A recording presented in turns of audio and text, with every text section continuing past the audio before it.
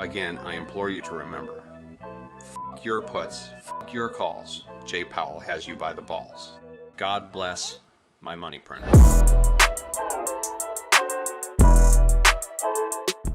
What is going on YouTube? It's Brendan from Market Makers. Happy Tuesday, everybody. Wanted to get this video out, waited for the CPI information this morning. Basically came in at expectations. I think the larger part of the market's probably waiting to see what Powell does tomorrow, if they're going to pause or if they're going to surprise like the Canadian Central Bank and the Aussie Central Bank, which both were expected to pause and raised. So we're going to see what happens with that because the VIX spiked up a little bit yesterday, and we have some things pumping, guys. We got a lot to cover in this video. We got the JPN 225. The NIC is pumping, so we're going to look at where that could present a great trade. We're going to look at the S&P. We got to look at Bitcoin because it's doing nothing. Going to look at the technicals on that as well, and then of course some individual assets and the metals.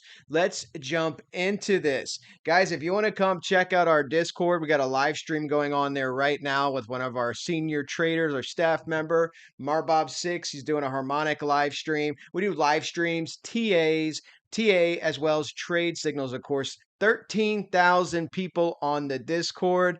Over 40 countries are now in the Discord.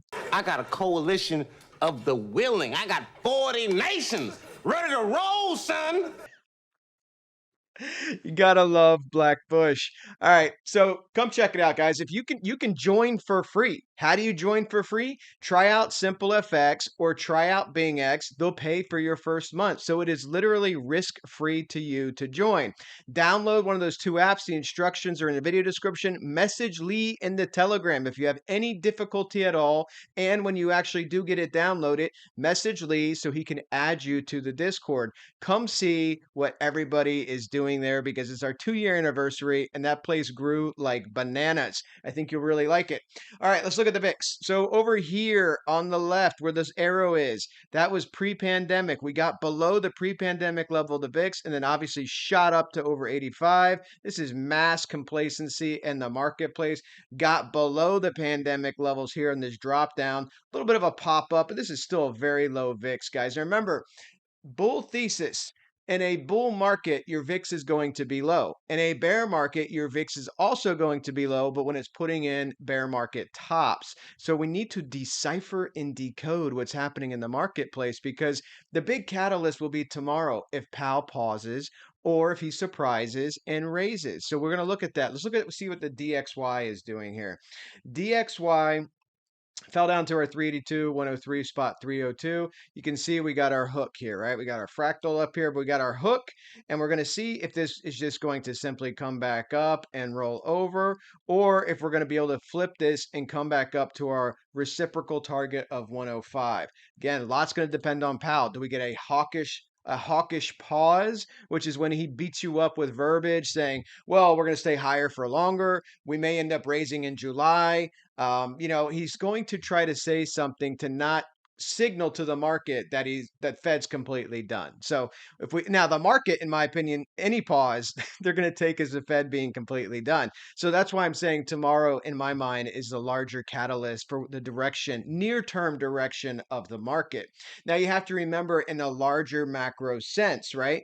Does this mean we're in a bull market? Brendan, everybody's saying we're up 20%, and they're saying it's an indicator for bull market. First of all, there is no consensus indicator for being in a bull market. The people that are using 20%, they're using inverse Dow theory. When Dow said you come off 20% off a cycle high, you're in a bear market. So they're using that on the inverse, saying, oh, 20% off a low, you're in a bull market. Now, what's the problem with that, you say? Well, just look in recent history. We had a 20+% rally in the S&P back in the GFC, and we still lost 50% of the value. We had, I think, 3 or 4 20% plus rallies in the dot-com era, just in the S&P, as it went on to lose 50% of its value. So were those all bull runs that failed? No. And then, of course, the NASDAQ had 6 20% plus rallies in the dot-com era, and it went on to lose 84% of its value. Go back to the 72 bubble, we had two 60% plus rallies as the S&P dropped to lose over 64% of its value, the largest break since 1929. So don't pay so much attention to the numbers. You have to also understand the economic condition we're in. You can cherry pick, you can nitpick. I'm sure many of you think I do the same with data, that I'm just cherry picking certain data statistics. But the bottom line is this: we've never had a bull run start ahead of a recession, a bull run, not bullish price action, but a bull market, okay, where the price is going to keep going up, take out the all-time high and keep going up. We've never had the market bottom ahead of a recession, so that October bottom won't be the bottom. If that changes, and this is the first time in history. So I'm going off the statistics of the marketplace. That's the macro picture, right? Now, what's the bullish narrative? Well, this time could be different. We have AI. Okay, well, in .com, we had the internet. So this time could be different. And B, the other part of that is maybe you don't think we're getting a recession. Goldman Sachs, you're not alone. Goldman thinks that it's less than a 25% chance now of getting a recession. Now, Morgan Stanley's taking the other side of that argument. Mike Wilson, he doubled down on his bearish position. I think he's right. I mean, look, his levels were bad. He said 38.50 was the top, but he's not necessarily a market technician. He's just looking at the fundamentals in the market, and he's doubling down on his bearish position. But guys, this would be the first time in history. The leading economic indicators, the yield curve inversion, inflation being above 5%, the Fed actively raising rates into and after the bottom. This would be the first time in history that you did not get a recession. The recession in .com was mild. You still dropped the S&P 50%, and of course the NASDAQ 84%. So to me, I can just look, trading is not complicated. It's actually quite simple. You can nitpick all the little different things you want, but if you look at the larger macro picture that means something, the fact that you would need the first time ever in history for all these indicators not to matter, for the market to be the bottom to be in for the first time ever in history, well, could it happen? Sure. What's the possibility? I mean, anything's possible. The probability to me is low. So we look at targets to the upside and look at breakouts to the upside and see where we can land some trades, because to me, the macro risk is to the downside. Germany is officially in a recession. Eurozone is slowing. UK will enter a recession. China is basically in a recession. They lie about their numbers. The US, all the economic data is suggesting we're going to be in a recession. And as you know, the only strong thing we have is the labor market right now, but that's always the lagging indicator. Lee, throw up that chart one more time, showing when unemployment spikes up. We're at 3.7 right now, guys. Unemployment spikes up when the recession hits and after the recession. That's why it is a lagging indicator. All right, so let's go ahead and go back to the charts. So we could see DXY try to hold this base here. Depends what Powell does. Powell's really dovish tomorrow and pauses. I expect this to come back down. And you need to watch your 618 at 102. Before we jump to Bitcoin, let's overlay total crypto cap. See how much the dollar is still affecting crypto. Now, crypto's got a lot of FUD news out there as well. But in general, guys, you can see this. Look, crypto down here, dollar at a peak, crypto at a base, dollar at a peak. Dollar at a base, crypto at a peak. Did that in reverse. You see that? So the dollar is the candle charts, and Bitcoin here, or the total cap, is the orange line. So every time these are inverse of each other. Bitcoin at a peak, dollar at a base. And now what do you have? You had the dollar rally back up and crypto's just gone down. So the crypto is still very dollar sensitive, it appears. I mean, that's what the chart's telling me here. So this is how it appears to be acting as well. Having said that, if the dollar declines and the markets want to rally to higher targets, we can potentially get a reversal. And let's look at this on Bitcoin. I want to start off in a 3-day chart because the 3-day chart's more interesting to me. First thing I want to look at, guys, is our paper going in and out of the market. And paper is leaving the market. Money's leaving the market. You want to see this base and reverse like this over here. Okay, you need a base and a reverse to see this really start to come back up. And right now you're still in this downtrend, about to hit our 90% signal down here for trend exhaustion. Looking at our chaos chameleon here, this is essentially a momentum oscillator that we are working on and will release to members in our room when we are finished. All of our indicators are free, guys, that you get, that I use on these videos. You get them for free when you join, and you can join for free. So it's a big freebie in June. But so this is what I'm looking at here, guys, on the 3-day chart. When you look at this, let me get rid of these lines. When you look at this here, let's go ahead and open this up. This is a Tide Master. This is something I use for a trend set. I have this set to a 21 volume weighted. This is one of Fractal Trade 15's indicators that all of you can access on his trading view page. But you can set this to whatever you want, whole moving averages, whatever. I have this on a 21 volume weighted. You can see we slid beneath it. And let me turn this off. When I look at Keltner channels here on the 3-day, something is really obvious here. You fell below the midline. I cannot talk today. You fell below the midline. If you look at the 3 sigmas down, you're looking at a move to 22K. So Bitcoin right now on the 3-day chart, we're going to zoom in a little bit more, but Bitcoin on the 3-day chart is holding the 46 at 25,459, as you can see, but it's really not doing a whole lot. It's basing. And that's why I said, I think the markets really have to turn mega bullish to really reverse this. And let's go ahead and look at the 5 and 21 as well here on the 3-day. You got your bearish cross and you have your deceleration to the downside. This is why we shorted Bitcoin up here at 30 and again at 29 and change. Okay, let's look at this on the daily. Go to the daily. Remember, what I'm thinking is going to happen, and you can see this on Wyckoff here, okay? So here's your Wyckoff base at roughly 25K, which you're just hovering just above. I think if the markets do continue, if Powell does pause, I think if the markets do continue, you should get some type of rebound up. And that rebound to me, you want to watch 28.8 to 29.8. So basically almost 30K again, potentially, okay? And then you're looking at that larger double top structure if the markets start to fail, and you're right on top of Wyckoff where you'd be re-entering Wyckoff. So that's what I'm watching here on Bitcoin, okay? Again, I think the markets can obviously rally, but we're going to do a deeper study here on the S&P, why overall I'm bearish on the rally, why I believe it's a bear market rally outside of all the market history. I'm going to show you with the technicals why nothing has changed to me other than the bullish price action, okay? So that's the larger move, much like I'm waiting for in gold, for this to pop back up and find some key resistance, okay? So that's where we're at here on the daily. Let's go to indicators. The paper in the market's basically at the median line, no bias essentially, which is why you're just floating here very boringly. And of course, momentum is basically slightly to the downside, but pretty much flat. So this is the structure you're holding. You had your impulse up, you're holding around the top of the Wyckoff range. And remember, in the Wyckoff principle here, your Livermore pivot, if this was to get bullish and defeat any type of double top structure, you need to come out, hold this, pivot out to the upside. So you need to get above 31 and move up. That would get you more bullish. And then I have that target there of 34,550 if it were to do that. I don't see it doing that, but hey, this is just technical analysis, guys. I mean, anything's possible. I'm looking for a double top structure. I'm looking for the markets to hit some key targets and pause.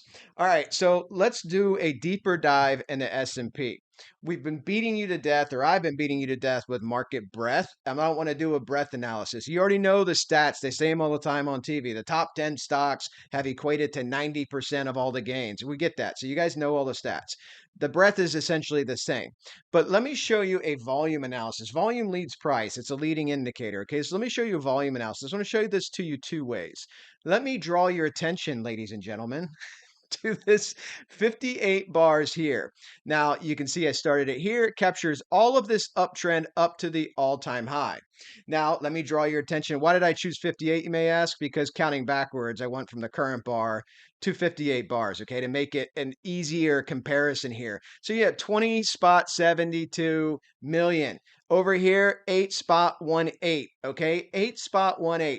So essentially, you have less than half the volume on this big uptrend, which is supposed to be a new bull market. You're 60% down on volume as price keeps rising. But something that's more concerning to me when you're looking at this volume divergence, and you can see this in our indicator down here. These are 2 sigma bars. The green bars are standard bars on a 21-day trend. This is a 3 sigma bar. 2 sigma bar. You can see the volume. This is what you want in a bull market breakout. Okay, you can see the volume, massive volume, candles are increasing.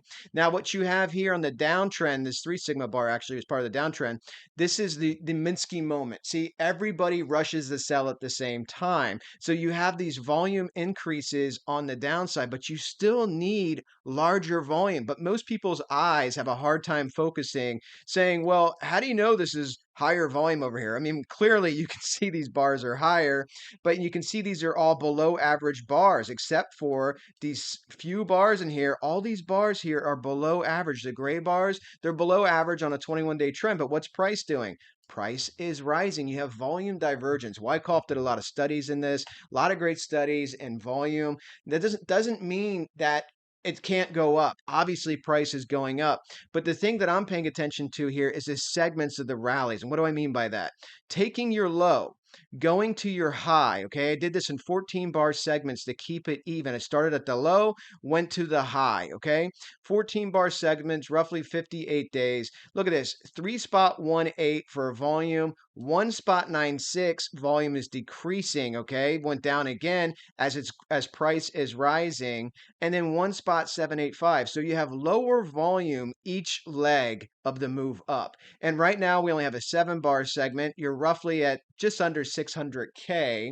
So if you double this to 14, and obviously that's a rough estimation, but if you double this to 14, you're at 1.2 million. And this is at almost 1.8. So you have a decrease in volume. In other words, larger picture, zoom out.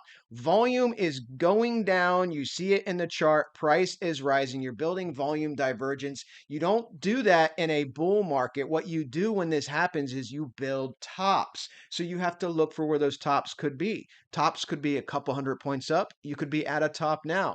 This is where everything comes together. So many people, I read in the comments, most of the commenters on my channel, you guys are awesome. You rock. Obviously, you should come join the Discord. Some of you guys, though, in the comments, I see the most common thing with new traders. You think everything is static. If I say I think the price could get to, I'm going to show you here, 44.15, and it gets to 44.15, people are commenting like, oh man, I'm so negative on this trade or whatever. You have to build resistance. You have to build a trade. You have to have risk mitigation. This is all steps that you can learn in our trading space, as well as multiple other channels or videos on YouTube. And so this is something you need to understand. Now, markets are dynamic. They're living and breathing. And you look at resistance levels. If they get flipped, you look at the next resistance level, right? You don't cry that the price kept going up or the price kept going down. You have to understand what's happening in this space. The S&P right now at 4370. Let's look at a couple indicators here on the 3-day chart. Another way I can express this volume divergence to you is with volume waves.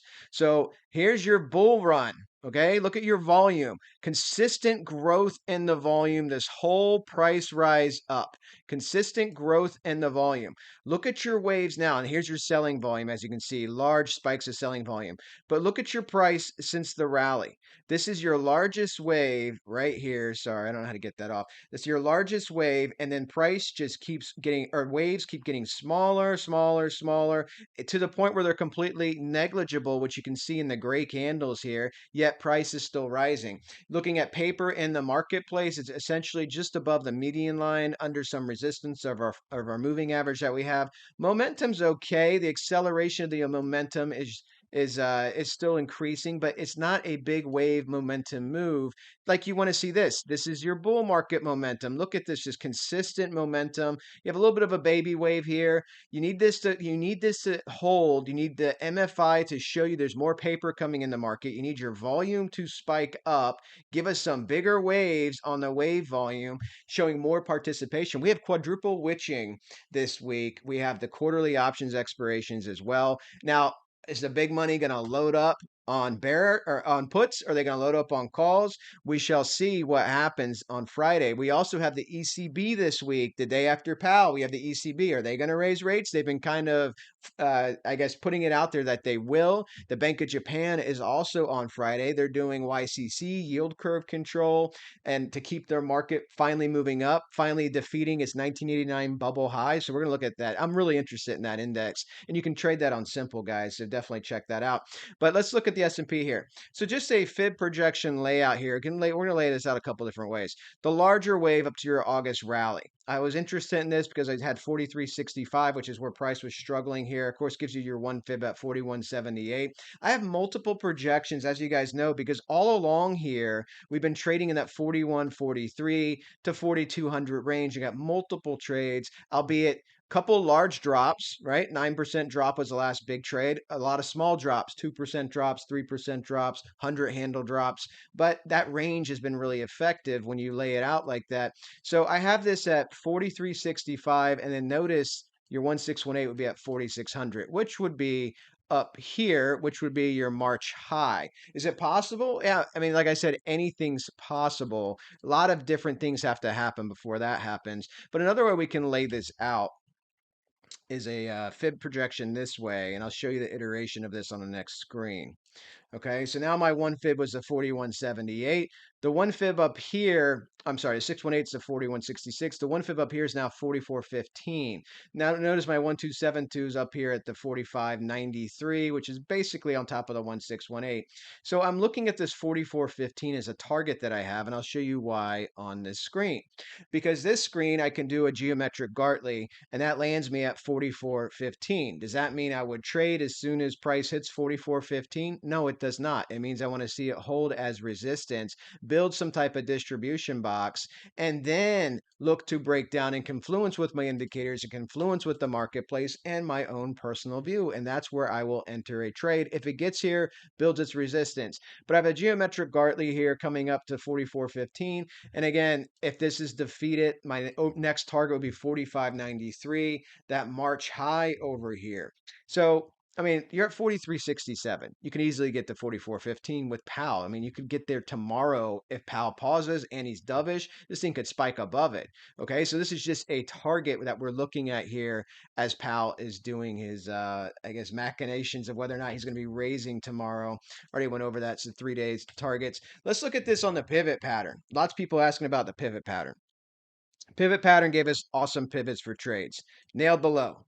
Nailed the high. This is to the candle on the daily. Look at this low way down here. You can't see if the yellow line is way down here. Okay. Nailed the low. Nailed the high. These are all great trades. Our 9% drop. And then the pivot pattern gave us these two much smaller, I would call them day trades because I'm a swing trader. The 2.5%, 3% moves here. And then it went to the upside. Now the next pivot is tomorrow when Powell's talking. Isn't that interesting? Will that pivot be to the upside or to the downside? If it's to the upside, it could look something like this, which would mean your next top could be in August, okay?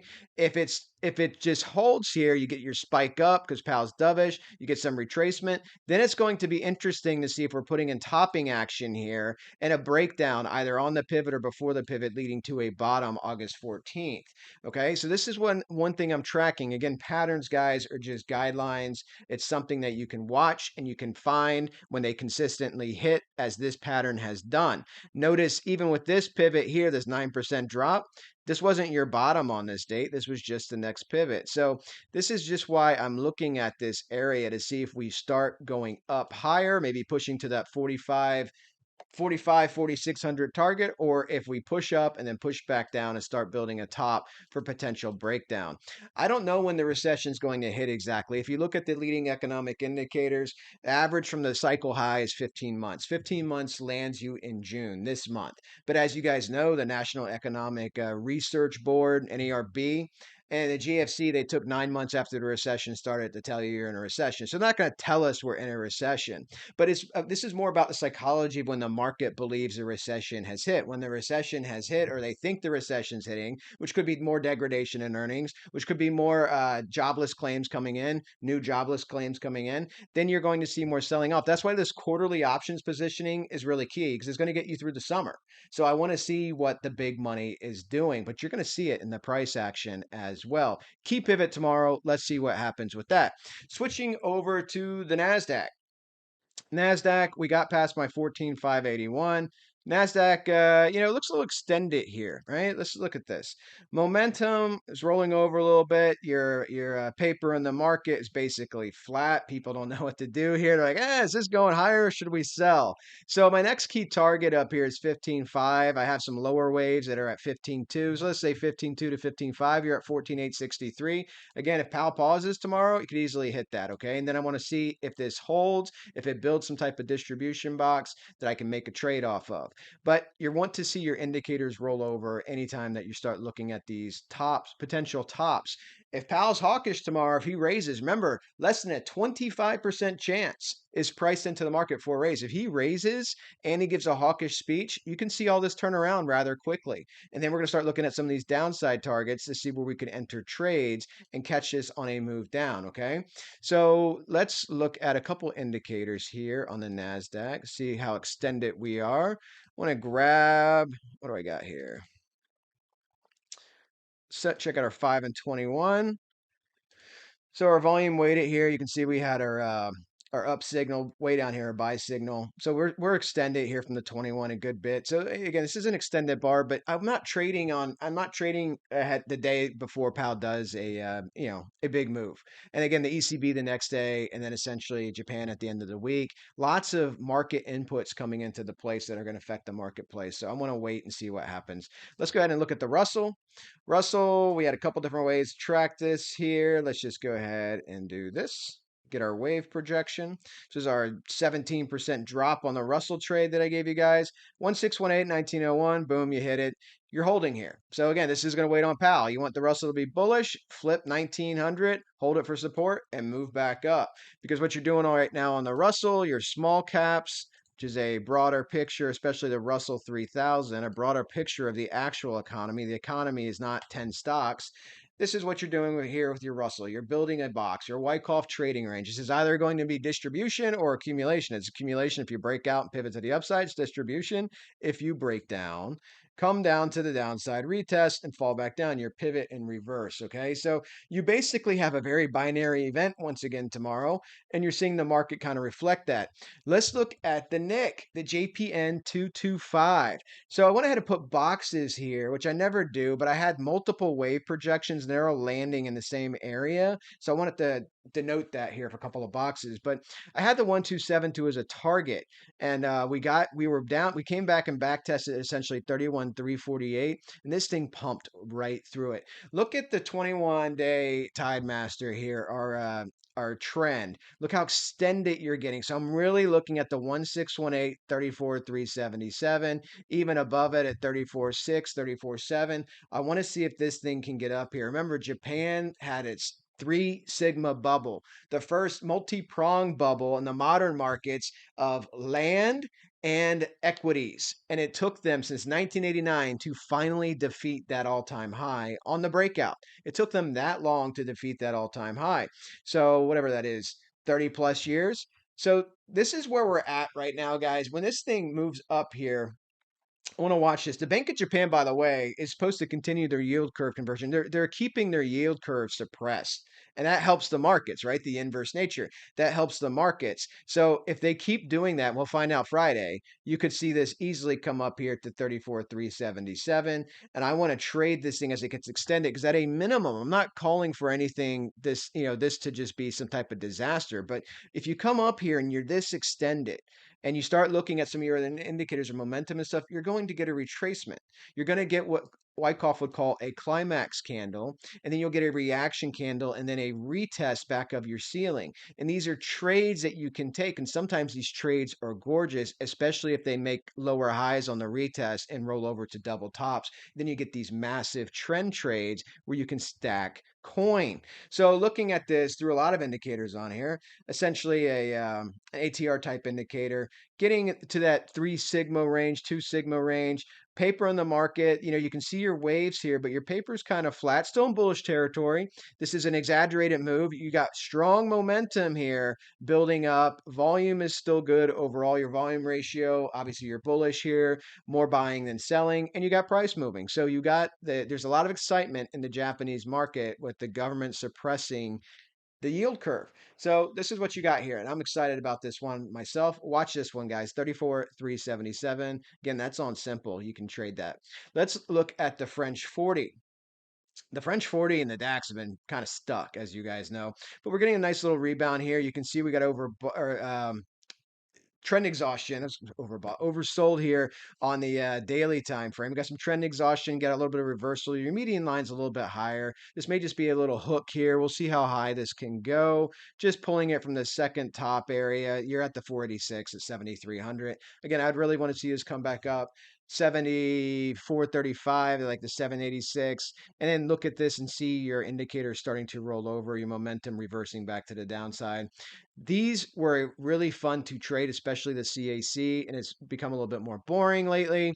It's the European markets. The DAX got a nice little pump back up. I put this on the 3-day chart, guys. I want to show you this because on the daily, well, I'll show you on the 3-day first, but on the 3-day, you're printing what could end up being a large double top type structure. Okay, now Germany just officially entered a recession, 2 quarters of negative growth, right? So they officially entered a recession, but you're getting a bullish here. Remember, this is going to track to the US market. The DAX went down 60+% and .com. So the DAX can really drop. Lots of car manufacturers, the big German car manufacturers in here as well. This is a nice pump up. Let's look at this on the 3-day. There's not a lot of paper coming in the market. It's bullish, but it's just above the median line. So I would watch this, but let's go to the daily. We'll see it's on the daily. So on the daily, you have your Wyckoff structure. You pivot it out. You try to make your pivot. You made it lower down. You failed with up thrust, made your down thrust, came back up to the top of Wyckoff, and now you're trying to pivot back up to the upside. But see, when you zoom out to the 3-day, it looks like it's printing potentially a double top. What you want to see this do is what it failed to do last time is pull back to some level close to the ceiling and then pivot back out to the upside. Okay. And that's your trigger then when you get that pivot. Because if you trade it just on an up move, this is exactly what can happen. It doesn't pivot. It doesn't hold its base anywhere and it just falls apart. And so this is the redo. If this wants to go higher, I want to see it pull back and pivot out. Right now, it's just pumping and it could easily be pumping into a double top type structure. Let's keep going because this is getting long, 30 minutes. Watching Tesla. Yeah, it took a while to get here. Tesla. So looking again at my Tide Master, very extended from my 21, okay? My volume weighted 21. Look how extended we are here. I'm looking at 268, guys. 268 is the target that I like here. Now, again, it has to hold 268, right? If it bumps through 268, then that's just part of the game. It's pumping through 268 and moving up, and maybe it's going to 299 at the 172. Now, I like 268 because this completes a geometric Gartley as well. So when I draw my Geo Gartley here, you guys can see these. See these measurements. Come up to here. Gives you a perfect, if I can nail it, it's 786 on the line. Trackball mouse, come on. There you go, whatever. 782. It's 786 on the line. So this gives you a perfect XD 786. Again, my favorite retracement level, looking for failures of moves back to the upside. So 268, I want to see if this holds. You're at 258, $10 away. Extend it here. But again, with Powell talking, this could easily go past it, right? Tesla's had some big gappy moves. This could come past 268 and may come back down to 268. So this is just an area I want to see if it holds. But watch where this goes. Powell pauses, we could be running up to 299. Even better. Even better trade if it goes to 299. But this is an area that I have a lot of interest in. Let's do a couple of things here on Tesla. Tesla, oh, you're getting up in the danger zone of trend exhaustion here, but you're still upward and you got strong momentum on the daily. Look at that strength and momentum. Look at your ratio of buying to selling. So you got the volume here, guys. You got the momentum here, and you got paper coming in the market, hence price is pushing up. And you want to see this flatten out, okay? You want to see your MFI flatten out, your momentum, whatever momentum indicators you guys are using, MACD, whatever, but you want to see your momentum start to turn down as well, okay? You don't want to get these things on big upswings just because it hits an arbitrary number on a fib. So just be aware of that. Looking at Palantir, I still think this could easily be the blow off top for Palantir up here at 1710. We hit the 2058. You're currently at 1582. You still have some paper here in the market. You're bullish. You have your momentum starting to roll over though, hence your lower high, right? So watching Palantir between 1482, 1710, okay? I think when this thing rolls, when the market does roll, this thing's going to give up a lot. So it is something worth watching, basically just like Tesla. Looking at gold, guys. Gold, again, just doing the same exact thing. Your spike, and I show you this every video, but I know we get new people looking for, we have the move down, now looking for the move up. Here's your move down, now looking for the move up. If we repeat this exact same double top structure as our last spike, our last trade up here above 2058, and again, we're just trying to hold 1943. Now you're at 1945. If gold starts dropping, guys, watch the 1900s. You can drop back down to 1909, okay? And then if gold comes down here, you could have what's happening in silver where you get a rebound and start doing this. And now you're looking at not a double top, but a potential head and shoulders for a breakdown, okay? Let's go ahead and look at silver. And we talked about this all the time. If you look at silver here, you got back up to the 46. We shorted this up at $26. You have your left shoulder, your head. This is doing exactly on the 3-day chart what we've been talking about, starting to stack candles in this range, which could easily give you a right shoulder. And if you start breaking down below this trend line, you're going to be breaking a neckline here on basically a head and shoulder pattern. And then you would be looking for silver to come down as well. But you could just end up holding this range for a while till the markets really roll down. Amazon, guys, where's our upside here? 129. Amazon, let's look at the indicators. You got bearish divergence on the MFI, momentum rolling over. Not interested in any of these. It's just more to show you what's happening in the market because, again, the top 10 stocks basically have 80% of the gains in the marketplace, Amazon being one of them. So 129 spot 55 is still key resistance, and you're just bobbing around there between 120 and 129. Looking at Apple, after making this new all-time high, it's just been hugging our trend here. You got up to almost 185, and your one fibs down here at 176, building some type of Wyckoff structure here / potentially double top. But if you hold this and pivot out to the upside, Apple would continue to gain. Apple, we have still a strong paper coming in the marketplace, bullish on volume, momentum is bullish but flat. So that's why you have this market action here, topping action. Last one, Google. Looking at Google, guys, again, like a Wyckoff structure. We got to our 1618 at 126, got above it, fell back below it, fell right back down to our trend. And this is some topping action here as well as for Google. Now, Google, again, you had some divergence going on, but the money flow came back down. It's trying to pop back up, hence this move. Momentum, however, has died off a lot. Okay, you're getting acceleration to the downside of momentum. Wouldn't be surprised if Google starts to lose this 21-day trend here, the volume weighted trend, and fall below. But again, Powell being the catalyst, could be completely opposite of that and you pop back up. So gotta watch, guys. 36 minutes. I hope everybody has a fantastic day. Watch Powell tomorrow. I think that presser is, I want to say 2 or 2:30 Eastern time. But look at your local times or just Google it. Run out of time here. I'll see you guys Thursday for the next video. Talk to everybody soon.